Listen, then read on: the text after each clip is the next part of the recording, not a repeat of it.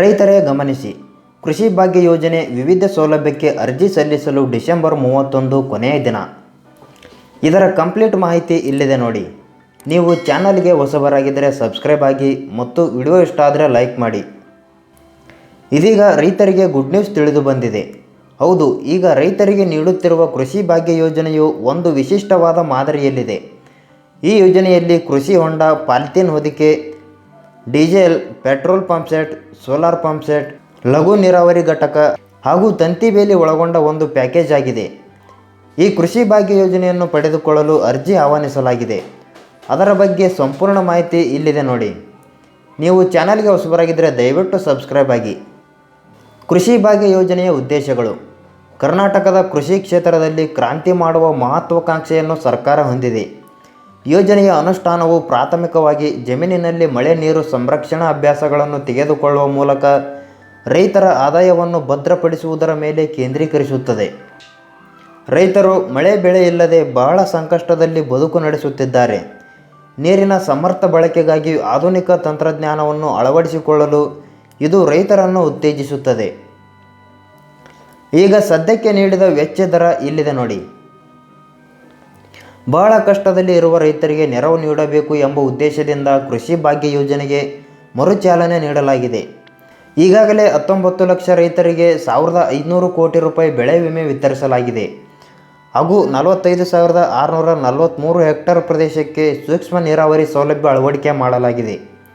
ಕುಡಿಯುವ ನೀರು, ಜಾನುವಾರುಗಳಿಗೆ ಮೇವಿನ ಕೊರತೆಯಾಗದಂತೆ ಕ್ರಮ ವಹಿಸಲು ಜಿಲ್ಲಾಧಿಕಾರಿಗಳ ಬ್ಯಾಂಕ್ ಖಾತೆಗೆ ಹಣ ವರ್ಗಾವಣೆ ಮಾಡಲಾಗಿದೆ.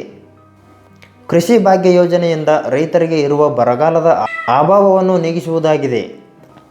ಹಾಗಾಗಿ ರಾಜ್ಯದ 5 ಒಣ ಹವಾಮಾನ ವಲಯಗಳ 24 ಬರಪೀಡಿತ ಜಿಲ್ಲೆಗಳಲ್ಲಿನ 106 ತಾಲೂಕುಗಳಲ್ಲಿ ರೈತರ ಹಿತದೃಷ್ಟಿಯಿಂದ ಈ ಒಂದು ಕೃಷಿ ಭಾಗ್ಯವನ್ನು ಜಾರಿ ಮಾಡಲಾಗಿದೆ.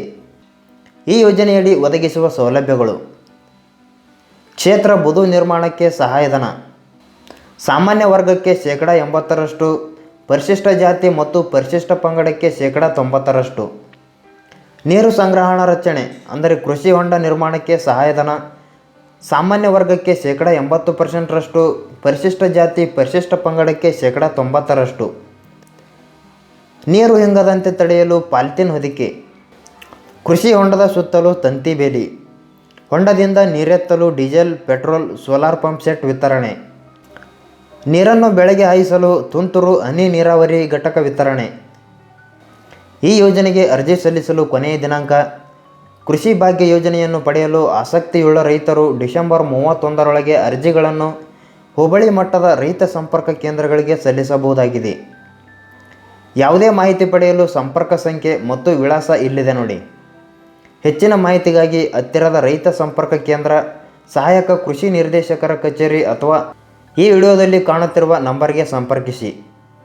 ಈ ಒಂದು ಕೃಷಿ ಭಾಗ್ಯ ಯೋಜನೆಯ ಪಡೆಯಲು ಆಸಕ್ತ ರೈತರು ಆದಷ್ಟು ಬೇಗ ಇದೇ ತಿಂಗಳು ಡಿಸೆಂಬರ್ 31ರ ಒಳಗೆ ಈ ಯೋಜನೆಗೆ ಅರ್ಜಿ ಸಲ್ಲಿಸಿ ಸರ್ಕಾರ ನೀಡುತ್ತಿರುವ ಈ ಕೃಷಿ ಭಾಗ್ಯ ಯೋಜನೆಯನ್ನು ಪಡೆದುಕೊಳ್ಳಬೇಕು.